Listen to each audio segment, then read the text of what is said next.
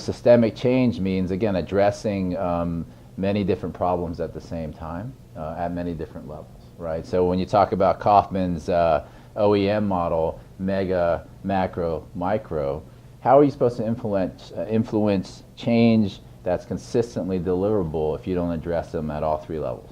Because if you try to address it at the organizational level without dealing with the policy level, then most likely it's not going to happen. And if you try to address them at those two levels without the resources, it's not going to happen either. So that's systemic change.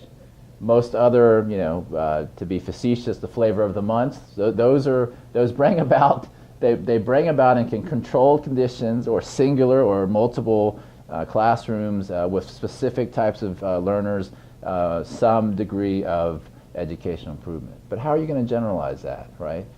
You don't have control over principles and a lot of the other things that are involved. That's why systemic change is so critical, and that's why everything else that doesn't address from a holistic standpoint is not systemic change. So Charlie, paradigm shift, just to speak to that really quickly, I believe that systemic change is not, can be defined, things can be defined as systemic change that are not dealing with paradigm shift yet.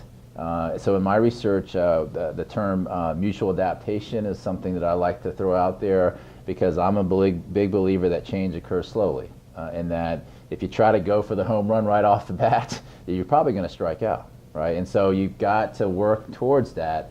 So I'm all about the concept of planting seeds, right? So what I like about the concept of mutual adaptation is you start slowly introducing the concepts of systemic change, and I'm a big believer in working from within. So if you want to make change happen, you got to get in there first, start planting the seed a little bit, and certainly from my business and management background, things are successful when people adopt them as their own, right? And I know we had talked about this, but in a very, and I guess maybe I ran for school board, San Francisco school board, a long time ago, and that was one of the things I learned about that, is that if you articulate great ideas, what you really want is other people to adopt them as their own, because usually it's not going to happen otherwise.